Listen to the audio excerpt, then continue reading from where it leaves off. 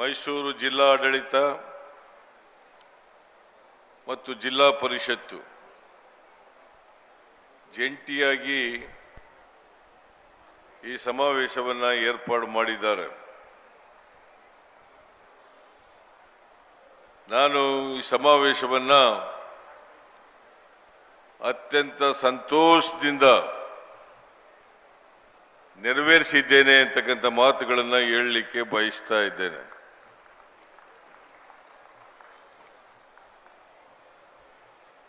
ಇವತ್ತು ಎಲ್ಲ ಜಿಲ್ಲೆಗಳಲ್ಲಿ ತಾಲೂಕುಗಳಲ್ಲಿ ಗ್ಯಾರಂಟಿ ಯೋಜನೆಗಳ ಫಲಾನುಭವಿಗಳ ಯೋಜನೆಗಳನ್ನು ಕಾರ್ಯಕ್ರಮವನ್ನು ಏರ್ಪಾಡು ಮಾಡ್ತಾ ಇದ್ದೀವಿ. ಕಾರಣ ಯಾಕಪ್ಪ ಅಂತಂದ್ರೆ ಭಾರತೀಯ ಜನತಾ ಪಕ್ಷದವರು ಈ ಗ್ಯಾರಂಟಿ ಯೋಜನೆಗಳನ್ನು ಘೋಷಣೆ ಮಾಡಿದ ದಿನದಿಂದ ಈ ಗ್ಯಾರಂಟಿ ಯೋಜನೆಗಳ ಬಗ್ಗೆ ತಪ್ಪು ಮಾಹಿತಿಯನ್ನು ಜನರಿಗೆ ಕೊಡಲಿಕ್ಕೆ ಪ್ರಾರಂಭ ಮಾಡಿದ್ದಾರೆ. ಅದಕ್ಕೋಸ್ಕರ ಫಲಾನುಭವಿಗಳ ಸಮಾವೇಶಗಳನ್ನು ಏರ್ಪಾಡು ಮಾಡಿ ಜನರಿಗೆ ವಸ್ತುಸ್ಥಿತಿಯನ್ನು ನಾವು ತಿಳಿಸಬೇಕು ಅನ್ನೋ ಕಾರಣಕ್ಕೋಸ್ಕರ ಸರ್ಕಾರದ ವತಿಯಿಂದಲೇ ಈ ಕಾರ್ಯಕ್ರಮಗಳನ್ನು ಮಾಡ್ತಾ ಇದ್ದೀವಿ.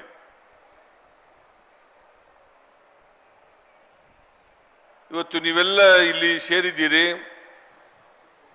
ಪ್ರಿಯಾಪಟ್ಟಣದ ವೆಂಕಟೇಶ್ ಅವರು ಮತ್ತು ಮಾದೇವಪ್ಪನವರು, ತನ್ವೀರ್ ಶೇಟ್ ಅವರು ಅನೇಕ ವಿಚಾರಗಳನ್ನು ನಿಮ್ಮ ಮುಂದೆ ಪ್ರಸ್ತಾಪ ಮಾಡಿದ್ದಾರೆ. ನಾವು 5 ಗ್ಯಾರಂಟಿ ಯೋಜನೆಗಳನ್ನು ಚುನಾವಣೆಗಿಂತ ಪೂರ್ವದಲ್ಲಿ ಕೊಟ್ಟಿದ್ದೆವು. ನಾವು ಕೊಟ್ಟಿದ್ದೆವು. ಕಾರಣ ಯಾಕಪ್ಪ ಅಂತಂದ್ರೆ ಇವತ್ತು ಬೆಲೆ ಏರಿಕೆಯಿಂದ ಬಡವರು ಬದುಕಲಿಕ್ಕೆ ಸಾಧ್ಯ ಆಗದೆ ಇರತಕ್ಕಂಥ ಪರಿಸ್ಥಿತಿ ನಿರ್ಮಾಣ ಆಗಿದೆ. ಅವರ ಜೀವನವನ್ನು ನಡೆಸ್ತಕ್ಕಂಥದ್ದು ಬಹಳ ಕಷ್ಟ ಆಗ್ತಾ ಇದೆ. ಅದಕ್ಕೋಸ್ಕರ ಬಡವರ ಕೈಯಲ್ಲಿ ದುಡ್ಡಿಲ್ಲ,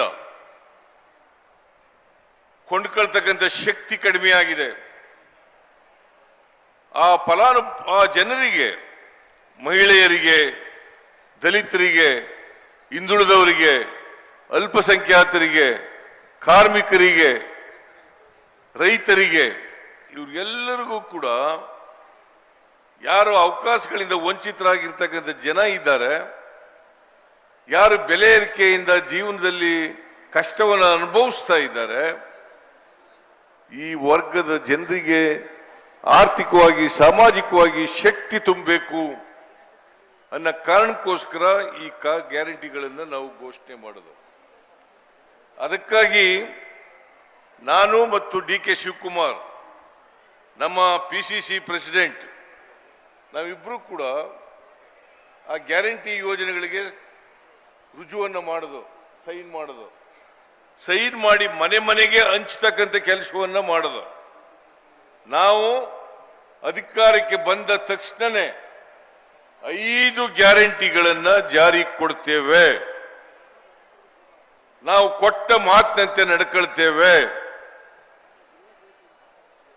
ನಾವಿಲ್ಲಿ 5 kg ಅಕ್ಕಿ ಕೊಡ್ತೀವಿ ಅಂತ ಹೇಳ್ಬಿಟ್ಟಿದ್ದೀವಿ. ಒಟ್ಟು 10 kg ಅಕ್ಕಿ ಕೊಡ್ತೀವಿ ಅಂತ ಹೇಳಿದೀವಿ. ಕೊಡ್ರಿ ಅಂತ ಹೇಳ್ದು ಅವರು ಒಪ್ಕೊಂಡು ಪತ್ರವನ್ನು ಬರೆದು ಬಿಟ್ರು. ಆದರೆ ಬಿಜೆಪಿಯವರು ಅಕ್ಕಿ ಕೊಡಬೇಡಿ ಅಂತೇಳಿ ಫುಡ್ ಕಾರ್ಪೊರೇಷನ್ ಇಂಡಿಯಾದವರಿಗೆ ಹೇಳಿದ್ರು, ಅಕ್ಕಿ ಕೊಡಬೇಡಿ ಕರ್ನಾಟಕಕ್ಕೆ. ಹಾಗಾಗಿ ನಮಗೆ ಅಕ್ಕಿ ಸಿಕ್ಲಿಲ್ಲ. ಬಡವರಿಗೆ ಕಲ್ಲಾಕಿದ್ರು ಬಿಜೆಪಿಯವರು. ನಾವು ಅಕ್ಕಿ ಸಿಕ್ಕವರಿಗೆ ಅಕ್ಕಿ ಬದಲಾಗಿ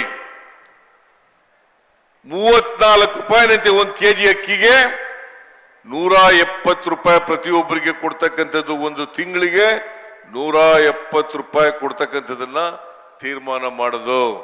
ಈಗ 170 ಬರ್ತಾ ಇದೆಯಾ? ಬರ್ತಾ ಇದೆಯಲ್ಲ?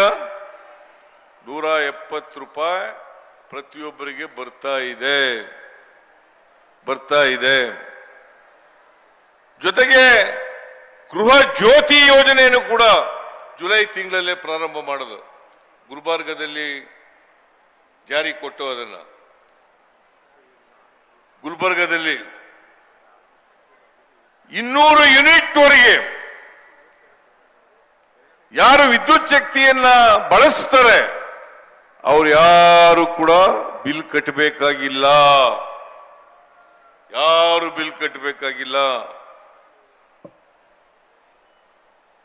ಸೊ ಅದು ಜುಲೈ ತಿಂಗಳಲ್ಲಿ ಜಾರಿ ಆಯಿತು. ಅನ್ನಭಾಗ್ಯ ಜುಲೈ ತಿಂಗಳಲ್ಲಿ ಜಾರಿ ಆಯಿತು.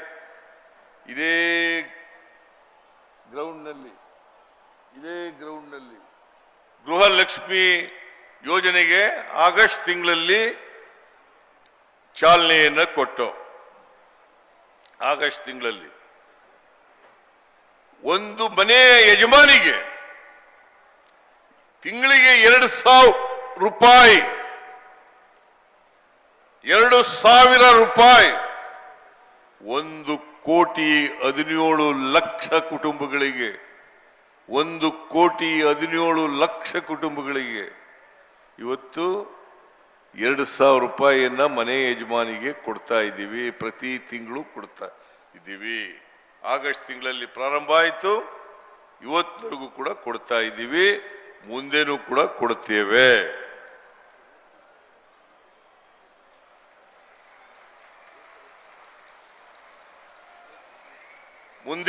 ಕೊಡ್ತೇವೆ.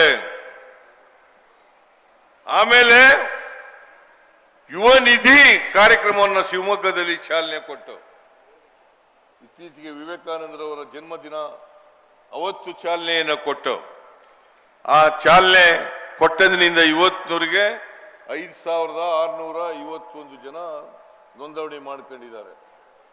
5,651 ಜನ ಯಾರು 2022-23ರಲ್ಲಿ ಪಾಸ್ ಆಗಿ 6 ತಿಂಗಳು ಕೆಲಸ ಸಿಕ್ಕಲ್ಲ, ಅವರಿಗೆ ಪದವೀಧರ ಇರ್ಬೋದು, ಡಿಪ್ಲೊಮಾ ಹೋಲ್ಡರ್ಸ್ ಇರ್ಬೋದು.